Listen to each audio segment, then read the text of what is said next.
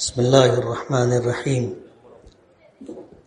نحمده ونصلی علی رسولہ الکریم اما بعد اعوذ باللہ من الشیطان الرجیم بسم اللہ الرحمن الرحیم انما یعمر مساجد اللہ من آمن باللہ والیوم الآخر وقال النبی صلی اللہ علیہ وسلم اذا رأیتم الرجل یتعاہد بالمسجد فاشہدوا له بالایمان صدق اللہ العظیم وصدق رسولہ النبی الکریم۔ صدر محترم، شہر کی سماجی، ملی، دینی شخصیات، محلے کے افراد، حاضرین مجلس، دنیا کا ایک نظام اللہ پاک نے بنایا ہے،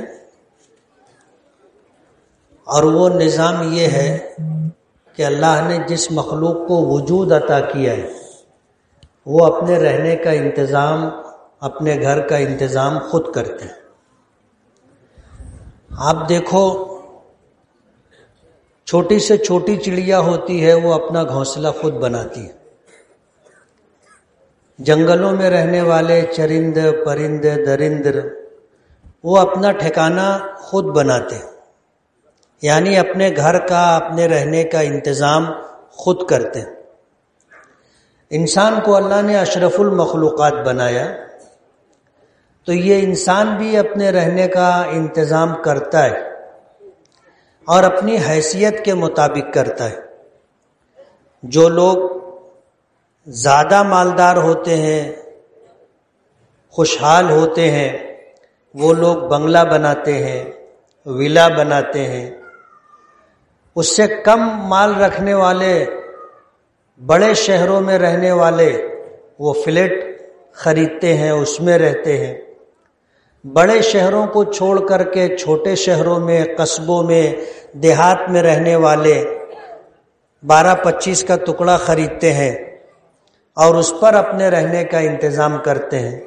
پھر جو جیسا مالی حیثیت رکھتا ہے، کوئی سلیب ڈالتا ہے، کوئی انگل فرشی کرتا ہے، کوئی پترا ڈالتا ہے، کوئی دیوار اٹھاتا ہے، کوئی دیوار نہیں اٹھاتے ہوئے جیسے یہ پترا ہے ایسے پترے کی دیوار بنا کر کے رہتا ہے۔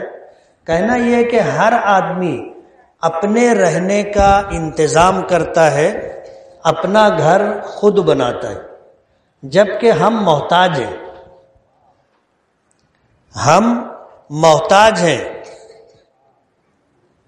بے نیاز اللہ کی ذات ہے۔ ہم میں بڑے سے بڑا مالدار بھی ہو تو وہ محتاج ہے، بلکہ اگر کہا جائے کہ وہ غریب سے زیادہ محتاج ہے تو غلط نہیں ہوگا۔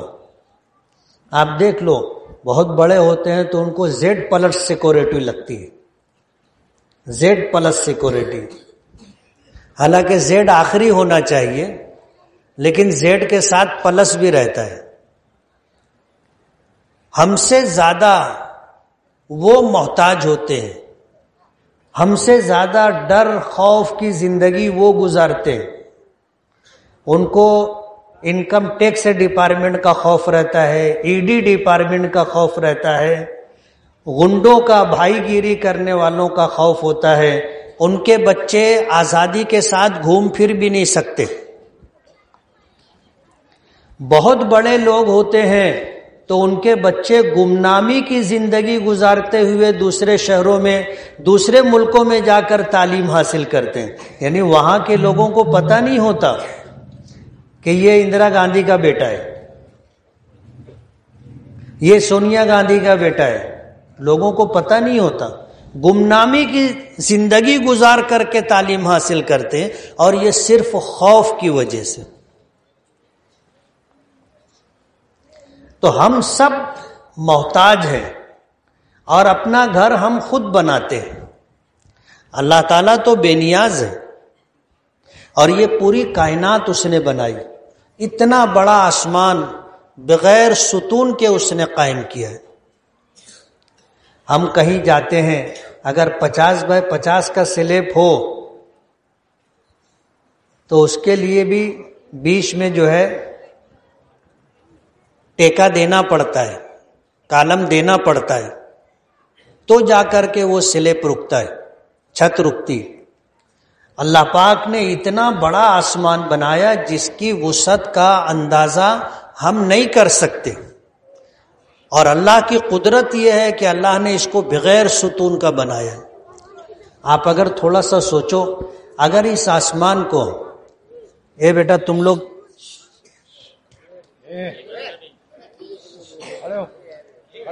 اتنا مسئلہ ہو جاتا کہ ہمیں کہیں گھر بنانا ہوتا اور وہیں پر اگر آسمان کا ستون ہوتا تو مسئلہ ہو جاتا کہ اب گھر یا تو ادھر سرکاؤ یا ادھر سرکاؤ۔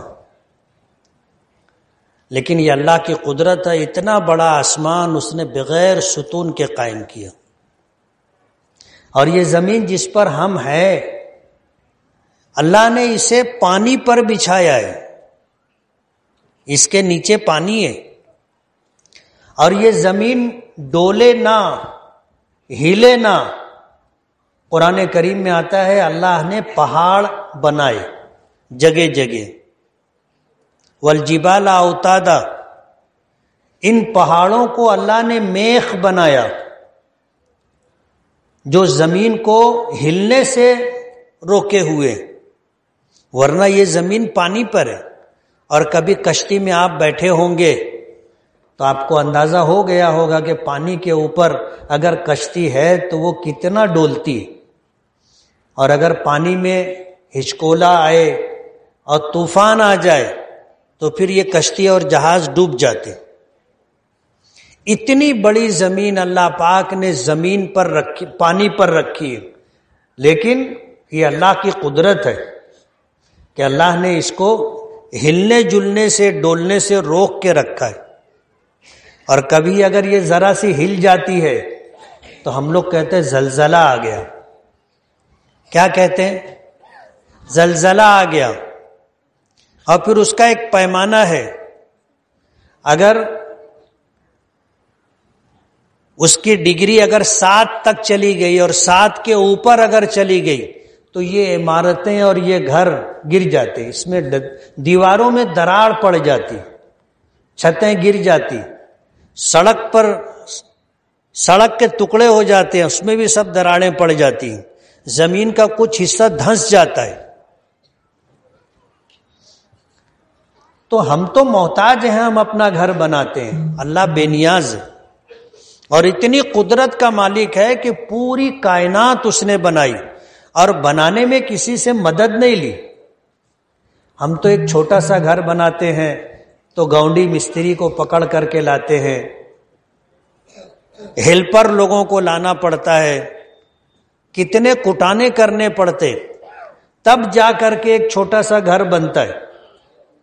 اتنی بڑی کائنات اللہ نے بنائی، اللہ نے کسی کی مدد نہیں لی، بغیر کسی کے مدد کے اللہ نے بنایا۔ قرآن کریم میں 1 سے زائد مقامات پر ہے، اذا قضا امرا فانما یقول له کن فیکون، کہ جب اللہ تعالیٰ کسی کام کے کرنے کا ارادہ کرتے ہیں تو اللہ کا فیصلہ ہوتا ہے، اور اللہ پاک صرف فرما دیتے ہیں کن، ہو جا، فیکون، تو وہ چیز وجود میں آ جاتی۔ کئی جگہ قرآن پاک میں اللہ کا یہ حکم ہے۔ اللہ نے اتنے بڑے بڑے پہاڑ بنائے، کسی کی مدد نہیں لی، اللہ نے بنایا، ہم میں سے کسی نے نہیں بنایا، اللہ نے بنایا۔ تو اللہ اگر چاہتے تو اپنا گھر بھی بنا لیتے۔ مسجد اللہ کا گھر ہے نا، مسجد اللہ کا گھر ہے، ہر مسلمان اس بات کو مانتا ہے، کسی کا اس میں اختلاف نہیں۔ اور بیت اللہ سب سے پہلے اللہ کے امر کن سے بنا تھا، جس کو ہم کعبہ کہتے ہیں، وہ اللہ تعالیٰ کے حکم پر، اللہ کے حکم ہوا بن جا تو وہ گھر بن گیا۔ تو اللہ پاک اگر چاہتے تو قیامت تک اس روئے زمین پر انسانوں کی ضرورت کے مطابق جتنی مسجدیں ہونی چاہیے تھی اللہ پاک فرما دیتے کن، تو وہ ساری مسجدیں بن جاتی۔ ظاہر بات ہے اللہ کسی کا محتاج نہیں ہے، اور قدرت اتنی ہے کہ صرف وہ اس کا حکم کافی ہے، چیزیں خود بخود بنتی ہیں،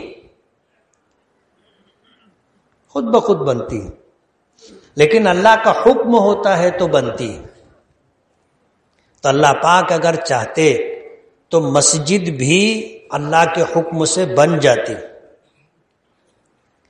اب سوال یہ ہے کہ اللہ نے اتنے بڑے بڑے پہاڑ بنائے کہ آج انسانوں کے لیے ان پہاڑوں کو سر کرنا مشکل ہے۔ ہمالیہ کی چوٹی سر کرنے کے لیے لوگ سالوں لگا دیتے، کتنے لوگ تو اس میں مرکب بھی جاتے، پتہ بھی نہیں چلتا کہ کہاں چلے گئے، صرف اس پہاڑ کی چوٹی پر چڑھنے کے لیے۔ یہ تو ہماری معلومات میں ہے، اس دنیا میں کیا کیا ہے انسانوں کو پتہ نہیں ہے۔ جیسے قرآن کریم میں آتا ہے سد سکندری کا تذکرہ، کہ جب سکندر ذوالقرنین سورہ کہف میں جس کا واقعہ ہے، اس کے پاس کچھ لوگ آئے تھے اور انہوں نے کہا کہ ایک قوم ہے یاجوج ماجوج، وہ جب چاہتے ہیں آتے ہیں، لوٹ پاٹ کرتے ہیں، قتل و غارت گری کرتے ہیں، اور ہم لوگ پریشان ہیں، تو آپ ان کے اور ہمارے درمیان ایک دیوار قائم کر دیں۔ تو قرآن کریم میں آتا ہے کہ اس نے لوگوں سے کہا کہ تم یہ مٹیریل لاؤ، وہ مٹیریل لاؤ، وہ لا کر کے دیے، تو اس نے ایک دیوار بنا دی۔ دیوار کے اس طرف یاجوج ماجوج ہیں، اس طرف انسان ہے، اور حدیث پاک میں آتا ہے کہ قرب قیامت میں وہ دیوار توڑ کر کے آئیں گے۔ ایسے وہ روزانہ محنت کرتے ہیں، حدیث پاک میں آتا ہے صبح سے شام تک اس دیوار کو توڑنے کے لیے وہ روزانہ کوشش کرتے ہیں، اور دیوار تھوڑی سی رہ جاتی ہے کہ اب وہ ٹوٹ جائے گی، وہ لوگ کہتے ہیں اب کل توڑیں گے، انشاءاللہ نہیں کہتے، یہ کہتے ہیں کل توڑیں گے۔ جب دوسرے دن آتے ہیں تو دیوار جیسی تھی اللہ اپنی قدرت سے ویسی موٹی کر دیتا ہے۔ پھر وہ لوگ صبح سے شام تک محنت کرتے ہیں، تھوڑا سا باقی رہ جاتا ہے، پھر کہتے ہیں کہ اب کل آئیں گے۔ روزانہ ان کے ساتھ ایسے ہی ہوتا ہے، اور یہ حدیث پاک میں، میں جو بات بتا رہا ہوں یہ حدیث پاک میں حضور پاک صلی اللہ علیہ وسلم نے فرمایا کہ قرب قیامت وہ شام کو یہ کہیں گے کہ اب انشاءاللہ کل آ کر کے اس دیوار کو توڑیں گے۔ جب وہ انشاءاللہ بول دیں گے تو دیوار جہاں تک ٹوٹ چکی تھی ویسی رہے گی، دوسرے دن آئیں گے اسے توڑیں گے، اور پھر وہ انسانوں کی بستی میں داخل ہوں گے، تو جتنا پانی راستے میں ملے گا سب پی جائیں گے، جتنی کھانے کی چیز ملے گی سب کھا لیں گے، اور انسانوں کے لیے وہ بہت سخت مرحلہ ہوگا۔ یہ حدیث پاک میں۔ تو قرب قیامت میں یہ بھی ہوگا کہ یاجوج ماجوج آئیں گے اور ہم لوگوں کے لیے زندگی دشوار کر دیں گے۔ وہ دیوار کہاں ہے؟ آج تک سائنس اپنی تمام تر ترقیات کے باوجود اس دیوار کو ڈھونڈ نہیں سکی۔ آج سے 38 سال پہلے امریکہ نے ایک سیٹلائٹ آسمان پہ بھیجا تھا، اور وہ گرنے والا ہے۔ 2 روز سے یہی خبر چل رہی ہے کہ وہ سیٹلائٹ گرنے والا ہے، اگر بستی پر گرا تو اب سمجھ لو کیا حال ہوگا۔ 5820 ٹن وزنی سیٹلائٹ ہے وہ، 38 سال پہلے چھوڑا گیا، اور دعویٰ ایسا ہے کہ ہم یہاں بیٹھے ہیں، امریکہ سے اگر وہ ہمیں دیکھنا چاہیں تو سیٹلائٹ کے ذریعے سے ہماری شکل بھی دیکھ سکتے ہیں، ایسا ان کا دعویٰ ہے۔ اب موتی تالاب کی یہ گلی ہے، باریک گلی ہے 10 فٹ کی، اتی کرمن کے بعد 5 فٹ بھی مشکل سے بچی، اس میں اگر سائیکل بھی کھڑی ہے تو وہ امریکہ میں بیٹھ کر کے دیکھ لیں گے کہ یہ سائیکل کھڑی ہے کس کلر کی ہے، ایسا ان کا دعویٰ ہے۔ لیکن اس دنیا میں سد سکندری ہے، قرآن کہتا ہے، حدیث پاک میں ہمارے آقا کا فرمان ہے، اور مسلمان ہونے کی حیثیت سے ہمارا ایمان ہے کہ یہ بات سچ ہے، مگر وہ دیوار کہاں ہے؟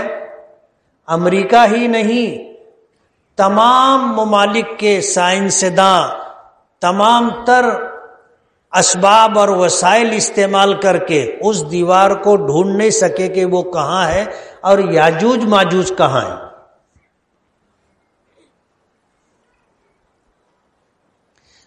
تو یہ دنیا، اس میں کیا کیا ہے ہمیں نہیں معلوم۔ حضرت علامہ انور شاہ کشمیری رحمت اللہ علیہ ایسی شخصیت گزری ہے کہ آج ان کا متبادل نہیں ہے، متبادل نہیں۔ بھاولپور کا مناظرہ اگر آپ نے سنا ہوگا یا پڑھا ہوگا تو آپ کو اندازہ ہوگا کہ قادیانیوں نے دعویٰ کیا تھا کہ ہم بھی مسلمان ہیں۔ غلام احمد قادیانی کو اللہ کا نبی مانتے ہیں، ہمارے آقا جناب رسول اللہ صلی اللہ علیہ وسلم کو آخری نبی نہیں مانتے، خاتم النبیین نہیں مانتے، اور ان کا دعویٰ ہے کہ غلام احمد قادیانی اللہ کا نبی ہے، تو اس کے ماننے والے جو لوگ ہیں وہ قادیانی کہلاتے ہیں۔ پاکستان میں ان کا انگریزوں کے زمانے میں دعویٰ تھا کہ یہ مسلمان ہم کو کہتے ہیں کہ ہم مسلمان نہیں ہیں، ہم تو کلمہ پڑھتے ہیں، لا الہ الا اللہ محمد الرسول اللہ، جیسا کلمہ وہ پڑھتے ہیں ہم بھی پڑھتے ہیں۔ وہ کہتے ہیں کہ ہم مسلمان ہیں، تو ہمارا دعویٰ ہے کہ ہم بھی مسلمان ہیں۔ انگریزوں کی عدالت میں انہوں نے جب یہ پیٹیشن دائر کی، مقدمہ دائر کیا، تو انہوں نے کہا کہ ججوں نے کہا کہ یہ تو مذہبی بات ہے، اس پر ہم کیا فیصلہ دے سکتے ہیں۔ تو انہوں نے مسلمان علماء سے کہا کہ ان لوگوں نے جو مقدمہ دائر کیا ہے، جو دعویٰ کیا ہے کہ ہم بھی مسلمان ہیں، آپ انہیں کیسے کہتے ہو کہ یہ مسلمان نہیں؟ مقدمہ ہو گیا، علماء سے کہا کہ آپ آ کر کے ان کے دلائل کا جواب دو، یہ ثابت کرو کہ یہ مسلمان نہیں۔ قادیانیوں نے یہ کیا تھا کہ مصر سے وکیلوں کو لائے تھے، اور ان کی سوچ ایسی تھی کہ وہ عربی بولیں گے تو یہاں کے جو علماء ہیں مدرسوں میں پڑھتے ہیں، عربی پڑھ بھی لیتے ہیں، ترجمہ بھی کر لیتے ہیں، لیکن روانی کے ساتھ عربی بول نہیں پاتے، اور بات صحیح بھی ہے۔ تو جب وہ وکلا مصر سے آئے ہوئے عربی میں بحث کریں گے تو یہاں کے علماء ان سے گفتگو میں مقابلہ نہیں کر سکیں گے۔ بھاولپور سے کچھ لوگ دیوبند آئے، علامہ انور شاہ کشمیری رحمت اللہ علیہ بہت بیمار تھے اور صاحب فراش تھے، یعنی بستر لگ گئے تھے۔ آنے کے بعد جب یہ بات آئی تو علامہ انور شاہ کشمیری رحمت اللہ علیہ نے کہا کہ یہ کیسے ہو سکتا ہے کہ اللہ کے رسول کی ختم نبوت پر مقدمہ دائر کیا جائے اور میں بستر پر لیٹا رہوں، ان کے دجل فریب، ان کے دلائل کا جواب دینے کے لیے نہ جاؤں، کل قیامت کے دن اپنے نبی کو میں کیا منہ بتاؤں گا۔ اللہ سے دعا کی کہ اللہ مجھے صحت دے، ہمت دے، تندرستی دے، میں سفر کر کے جانا چاہتا ہوں. اللہ کی شان ہے. اسی وقت افاقہ ہو گیا اور پھر سفر کی تیاری کی. ہندوستان بھر میں ان کے جتنے شاگرد تھے سب کو انہوں نے پیغام بھیجا کہ جس کے پاس یہ کتابیں ہیں وہ سب لے کر کے آؤ. انگریز کی عدالت میں ان کے وکیلوں نے جب بات رکھی کہ خاتم النبیین سے متعلق جتنی روایتیں ہیں وہ ضعیف ہیں. انگریز جج نے پوچھا کہ بھائی بولو کیا بولنا ہے. تو علامہ انور شاہ کشمیری رحمت اللہ علیہ نے کہا کہ یہ جھوٹ بول رہے ہیں. آپ اگر اجازت دو تو میں کچھ تقریر کرنا چاہتا ہوں. انگریز تو اسی لیے بیٹھے تھے کہ ہاں بولو. انہوں نے تقریر شروع کی اور 1038 کتابوں کا حوالہ دیا. علامہ انور شاہ کشمیری رحمت اللہ علیہ کے متعلق آتا ہے کہ جو تحریر ایک مرتبہ پڑھ لیتے تھے پھر زندگی بھر بھولتے نہیں تھے. ہمارے یہاں مدرسوں میں ایک کتاب پڑھائی جاتی ہے نور العزا. یہ کتاب ہاتھ سے لکھی ہوئی مصر کے کتب خانے میں تھی. جب حضرت حج کے لیے جانے لگے تو مصر ہوتے ہوئے حج کے لیے گئے.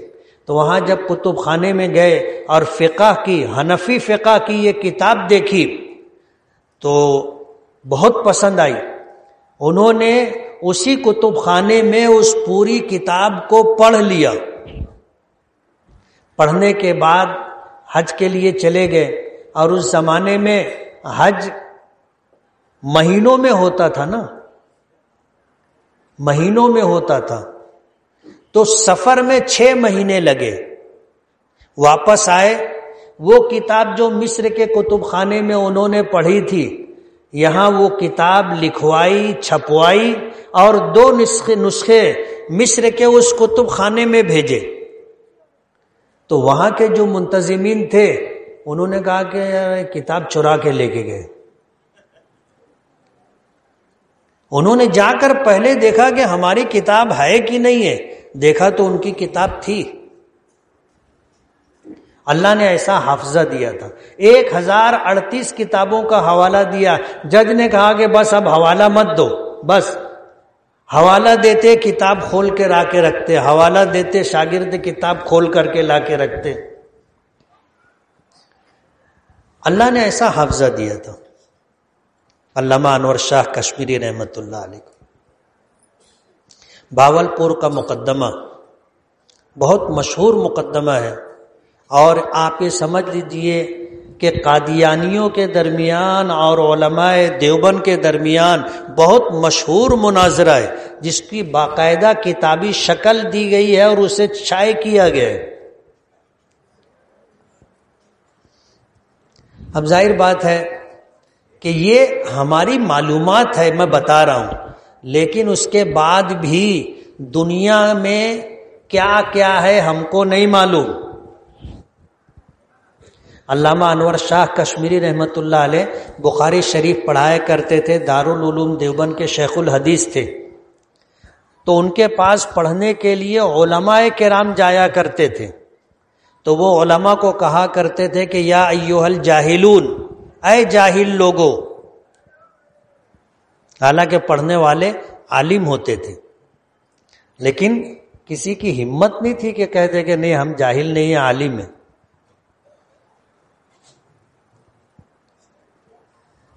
تو میں کہنا یہ چاہتا ہوں کہ یہ دنیا کیا ہے ہمیں نہیں معلوم. ہماری جتنی معلومات ہے بہت کم ہے اور ہمارے علم میں جو چیزیں نہیں ہیں وہ ہماری معلومات سے زیادہ ہے. آج ہمیں ایک ہمالیہ پہاڑ معلوم ہے اور ہم ایسا دعویٰ کرتے ہیں کہ اس کی چوٹی سب سے اونچی چوٹی ہے، سب سے اونچا پہاڑ ہے. اس کو سر کرنے میں لوگ مر کھپ جاتے. اللہ نے اتنا بڑا پہاڑ بنایا. اللہ پاک اگر چاہتے تو مسجد بنانے میں کیا تھا؟ اللہ پاک کہتے مسجد بن جا، مسجد بن جاتی۔ سوال یہ ہے کہ پھر اللہ نے مسجد بنائی کیوں نہیں؟ پہاڑ بنا دیے، آسمان بنا دیے، اور عجیب و غریب چیزیں اللہ نے بنائی، لیکن مسجد نہیں بنائی۔ کیوں نہیں بنائی؟ تھوڑا گھر جانا، سونے کی ٹائم جب سب کام سے فارغ ہو جانا، تو یہ سوچنے کے لیے ایک عنوان میں آپ کو دے رہا ہوں کہ اللہ پاک نے مسجد کیوں نہیں بنائی؟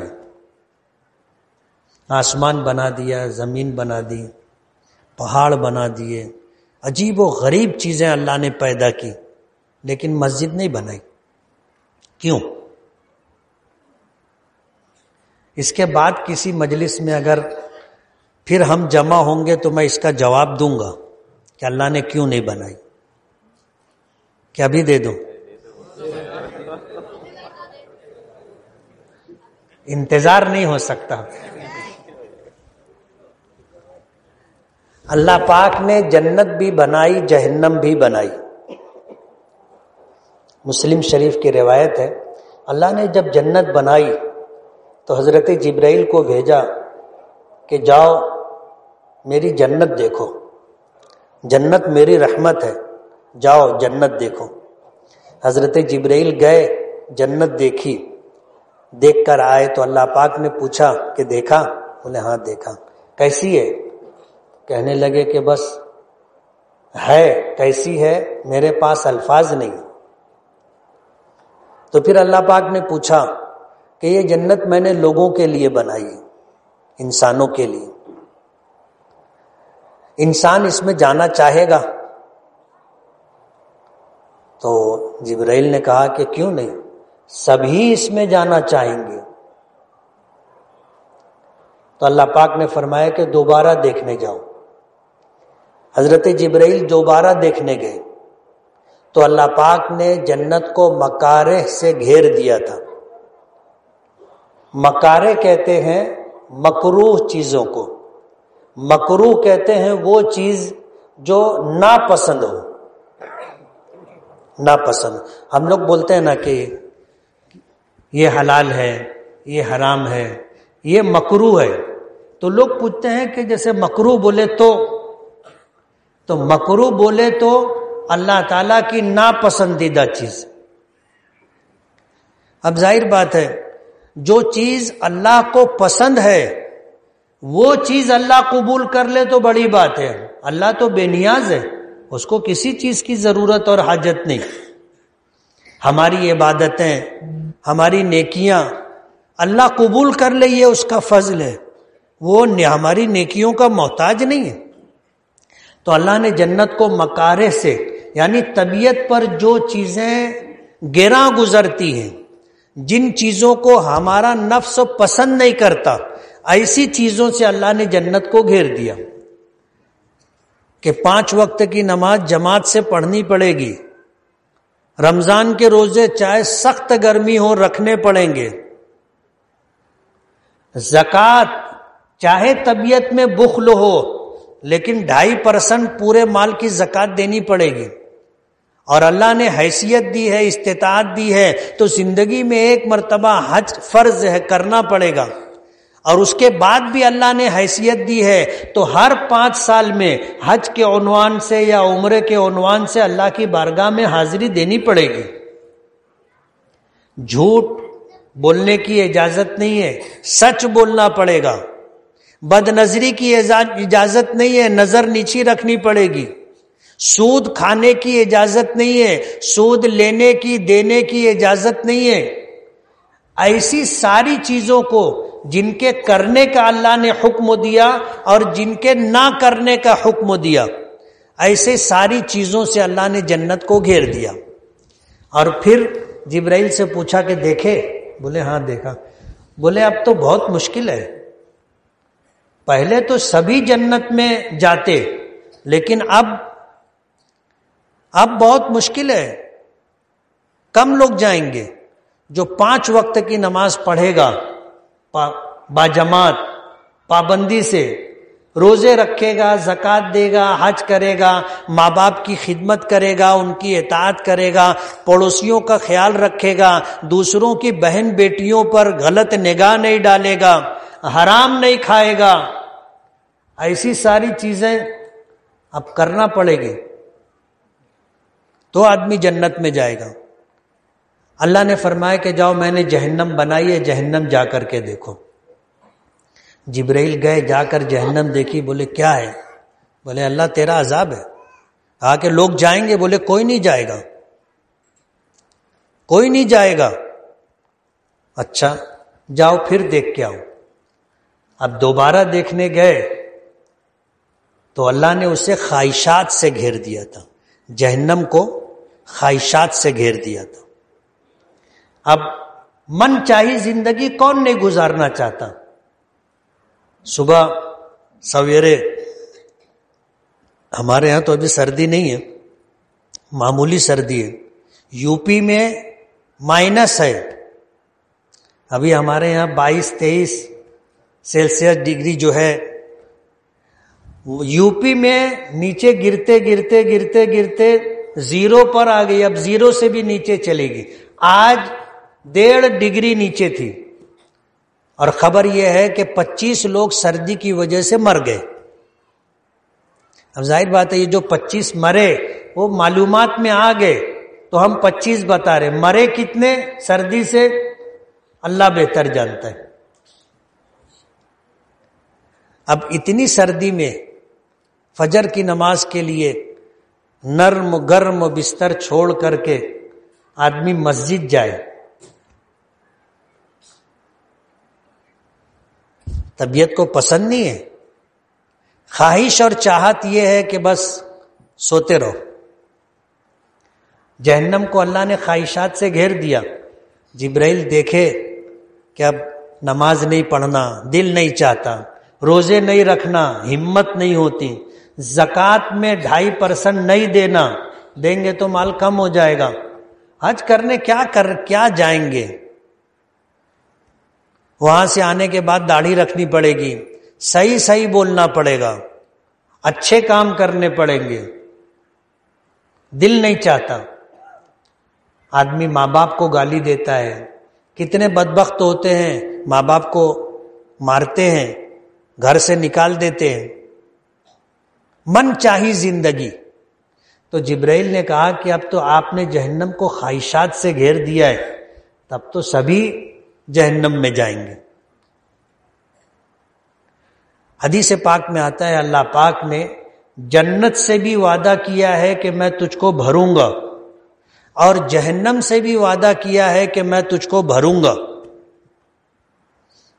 قرآن کریم میں آتا ہے کہ جب حساب و کتاب ہو جائے گا سارے جہنمی جہنم میں چلے جائیں گے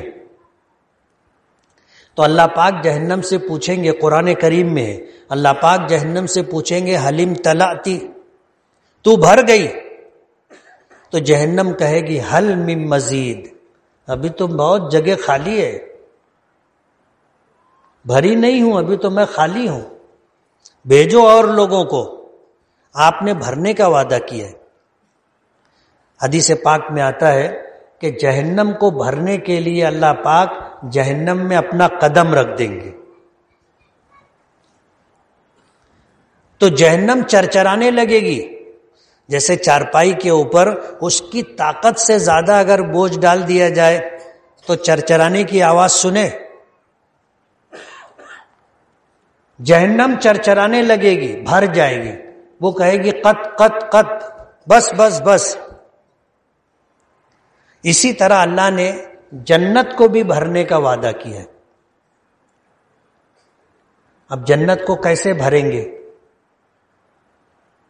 اب ظاہر بات ہے جنت کو بھرنے کے لیے، کسی کو جنت میں پہنچانے کے لیے اس کے پاس ایمان تو چاہیے، نیک اعمال تو چاہیے، نیکیاں تو چاہیے۔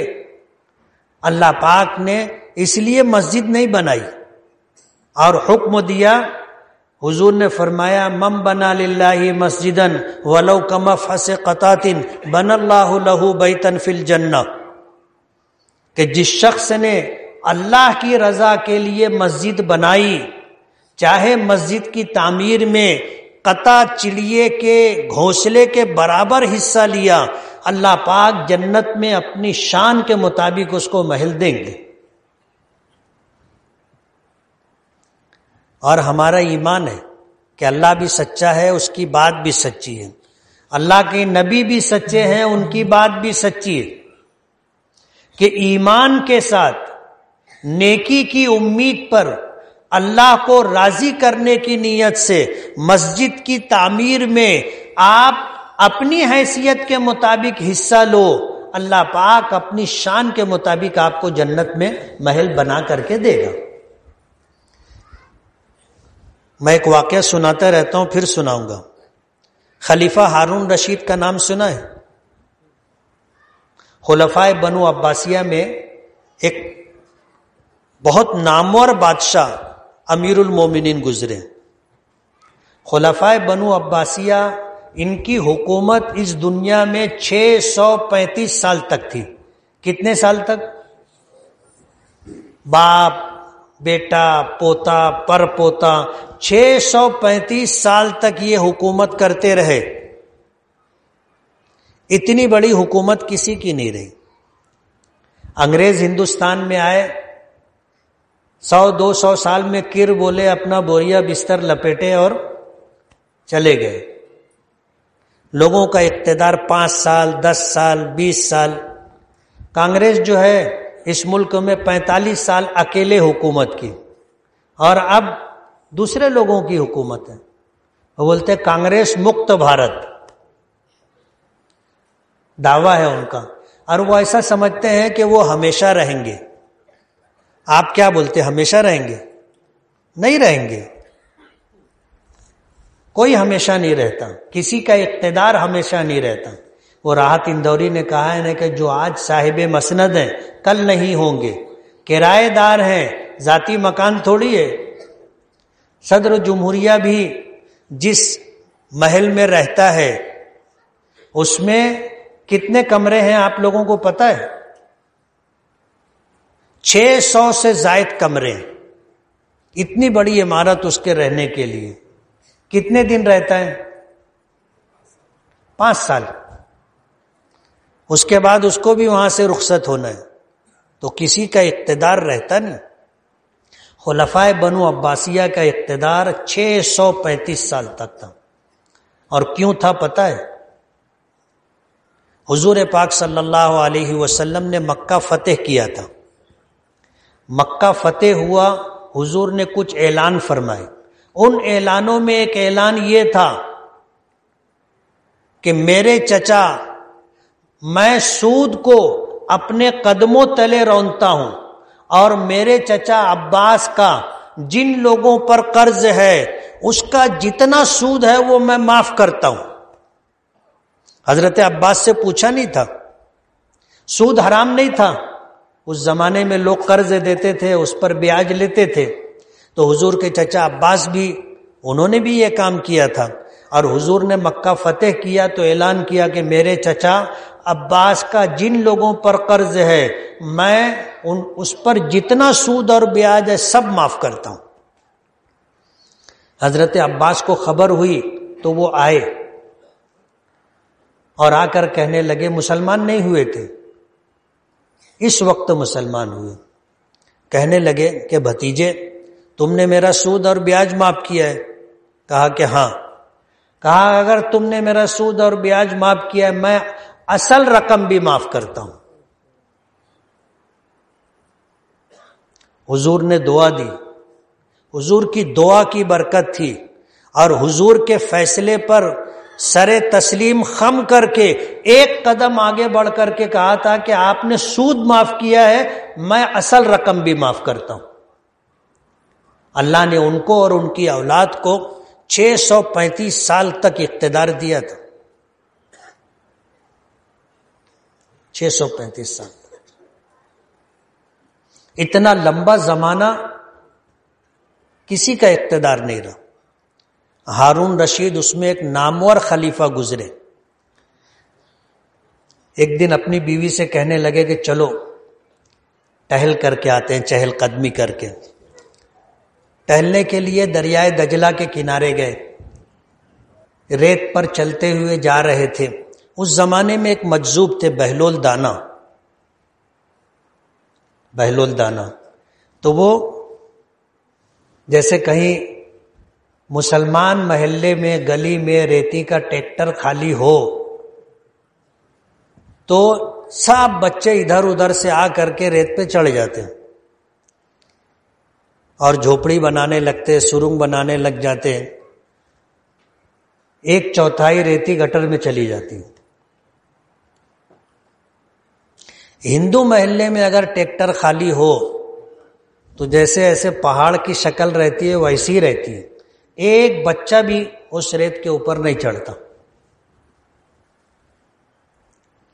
تو بچے جو گھروندہ بناتے ہیں، رستہ بناتے ہیں، پل بناتے ہیں، عجیب و غریب چیز بناتے ہیں بچے، ایسے وہ بہلول دانا ریت سے کچھ بنا رہے تھے۔ خلیفہ ہارون رشید کی بیوی زبیدہ نام تھا، اس کے دل میں یہ بات آئی کہ یہ غریب آدمی ہے، مجذوب صفت، کسی سے سوال نہیں کرتا، اس کی کچھ مدد کرنی چاہیے۔ جب اس کے قریب پہنچے تو ہارون رشید نے سلام کیا تو بہلول دانا نے جواب دیا۔ تو ملکہ زبیدہ نے پوچھا کہ بہلول کیا بنا رہے ہو؟ تو اس نے کہا کہ میں جنت میں محل تعمیر کر رہا ہوں۔ کیا جواب دیا؟ جنت میں محل تعمیر کر رہا ہوں۔ تو ملکہ زبیدہ نے پوچھا کہ بیچو گے؟ تو اس نے کہا کہ ہاں بیچوں گا۔ تو بولے ایک محل کتنے کا ہے؟ بولے 100 درہم کا۔ تو ملکہ زبیدہ نے 100 درہم نکالے اور دے دیے اور کہا کہ یہ ایک محل میرا۔ بولے ہاں تیرا۔ آگے بڑھ گئے تو خلیفہ ہارون رشید نے کہا کہ لوگ صحیح کہتے ہیں۔ تو بولے کیا کہتے ہیں؟ بولے عورت ایڑی ہوتی ہے، بے وقوف ہوتی ہے۔ تم نے پوچھا کیا بنا رہے ہو؟ اس نے کہا کہ میں جنت میں محل بنا رہا ہوں، تو تم نے ایک محل خرید لیا۔ تو ملکہ زبیدہ نے جواب دیا کہ میرے سرتاج، میں بھی دیکھ رہی تھی کہ وہ ریت سے گھروندے بنا رہا ہے، لیکن میں اس کی مدد کرنا چاہتی تھی، اور وہ کسی سے سوال نہیں کرتا، تو اس کی مدد کرنے کے لیے میں نے ایک عنوان بنایا کہ بیچو گے؟ تو اس نے کہا کہ ہاں بیچوں گا۔ تو ظاہر بات ہے جب آدمی کچھ بیچتا ہے تو اس کی قیمت لیتا ہے۔ تو اس نے کہا کہ 100 درہم، تو میں نے اس کو 100 درہم دے دیے۔ بات آئی گئی ہو گئی، گئے واپس آئے، رات تو ہوتی نا، کوئی چاہے نہ چاہے رات ہوتی۔ رات ہوئی، خلیفہ سویا، خواب میں دیکھا کہ جنت میں اور ایک بالکل نیا محل تعمیر ہوا ہے، اور اس کے اوپر لکھا تھا جیسے ہم لوگ لکھتے ہیں کائنات نجم النساء،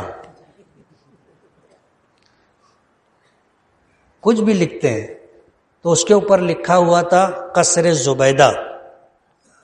تو یہ رک گیا وہاں، کسی سے پوچھا کہ کس کا محل ہے؟ بولے وہ مسلمانوں کے خلیفہ ہیں ہارون رشید، ان کی بیوی ملکہ زبیدہ ہے، اس کا محل ہے، اور کل بنائے۔ کب بنائے؟ کل بنائے۔ اب یہ اندر جانے لگا تو اس کو روک دیے کہ آپ کو اجازت نہیں اندر جانے کی۔ اس کی آنکھ کھل گئی۔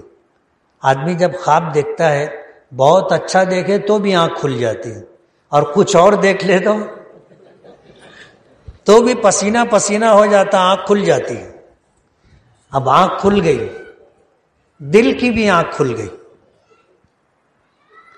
کل کا پورا واقعہ اس کو یاد آ گیا۔ اب وہ صبح ہونے کا انتظار کرنے لگا۔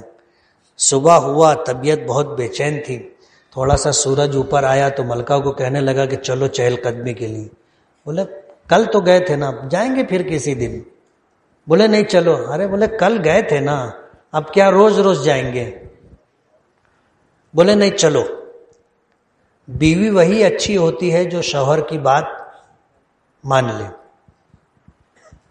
اب دونوں نکلے، اب دریائے دجلہ کے کنارے گئے تو ہارون رشید دور دور تک دیکھ رہا تھا۔ کچھ آگے جانے کے بعد وہ بہلول دانا دکھ گئے۔ تو وہی ریت کا گھروندا بنا رہے تھے. یہ چلتے چلتے اس کے پاس گئے, بڑی عقیدت کے ساتھ سلام کیا, السلام علیکم. تو بہلول نے سر اٹھا کر کے دیکھا, بولے وعلیکم السلام. بولے بہلول کیا بنا رہے ہیں؟ بولے جنت میں محل بنا رہا ہوں. بولے بیچو گے؟ بولے ہاں. بولے کتنی قیمت ہے؟ بولے خلیفہ ہارون رشید کی سلطنت. بولے کل تو 100 درہم میں دے رہے تھے. بولے کل بغیر دیکھے سودا ہو رہا تھا.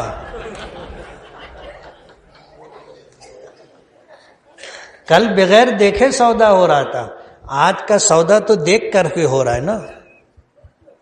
حدیث پاک میں آتا ہے حضور نے فرمایا کہ جنت میں ایک کمان کے بقدر جگہ, اس کی قیمت پوری دنیا مل کر کے نہیں ہو سکتی.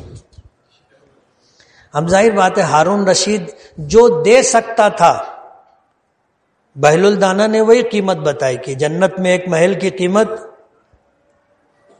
ہارون رشید کی سلطنت. مسجد کی تعمیر پر اللہ پاک کی طرف سے جنت میں محل کا وعدہ ہے. بخاری شریف کی روایت ہے, حضرت عثمان غنی رضی اللہ تعالی عنہ کی سے منقول ہے کہ من بنا للہ مسجدن بنا اللہ لہ بیتن فی الجنہ, کہ جو شخص اللہ کو راضی کرنے کی نیت سے مسجد کی تعمیر میں حصہ لے گا, اللہ پاک اس کو جنت میں محل عطا کریں گے. ابھی ہم نے دیکھا نہیں ہے, کسی نے دیکھا ہے جنت میں محل؟ نہیں. آج بغیر دیکھے سودا ہے. تو قیمت کیا ہے؟ بہت معمولی قیمت.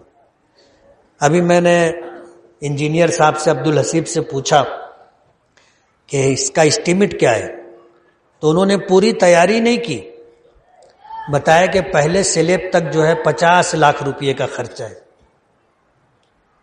اب اگر کوئی آدمی 50 لاکھ روپیہ بھی دے دے اور جنت میں اس کو ایک محل اگر مل جائے تو سودا مہنگا ہے؟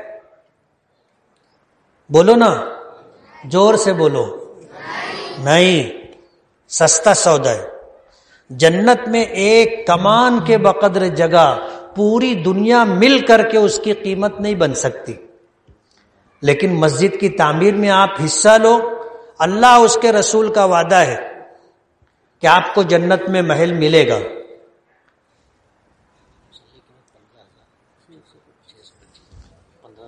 ایک مسلح کی قیمت یعنی لاگت 15,625 روپیہ ہے. کوئی خریدنے والا؟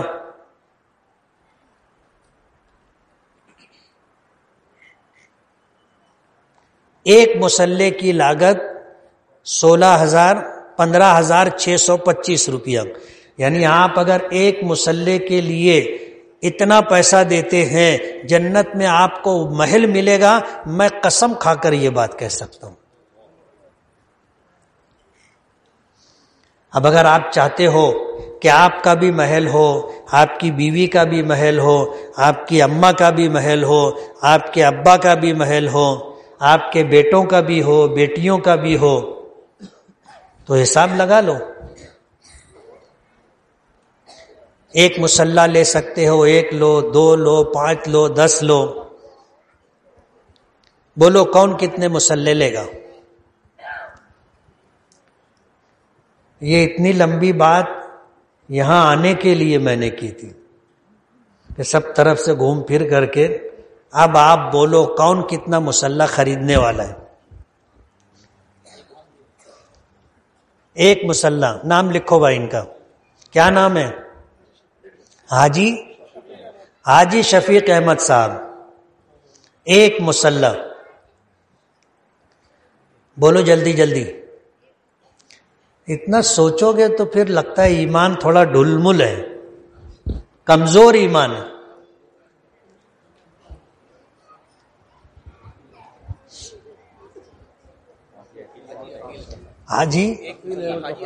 حاجی عقیل احمد صاحب ایک مسلح. بولو حاجی نہال احمد صاحب.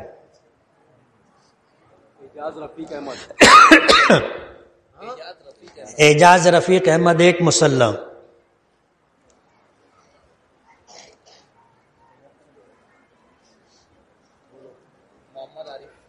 محمد عارف 1 مسلح. ایک سے آگے نہیں بڑھ رہے یار. 2 5 10.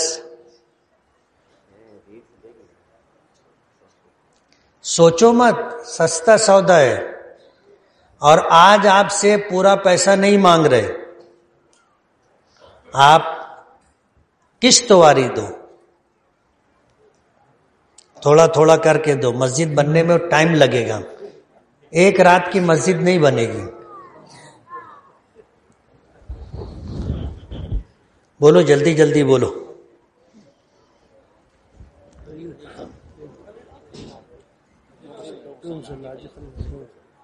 دو مسلح.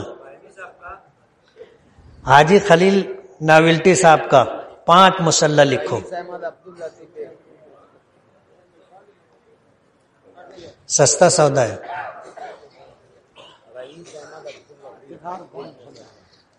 افتخار احمد 5 مسلح. اللہ جزائے خیر دے, اللہ جان مال میں برکت دے. حاجی خلیل ناولٹی. افتخار حاجی نہال احمد.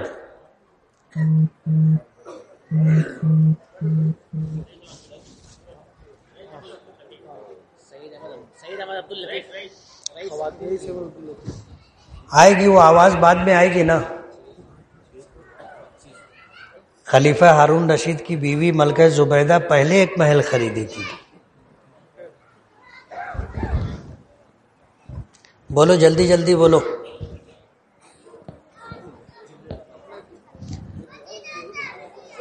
ایک مسلح.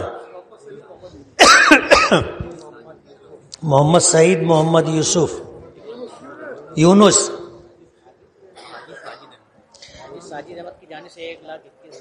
ماشاء اللہ. حاجی ساجد احمد کون ہے بھائی؟ ہاتھ اٹھاؤ. 1,21,000 روپیہ. اللہ جان مال میں برکت دے, اللہ قبول فرمائے. بولو بولو.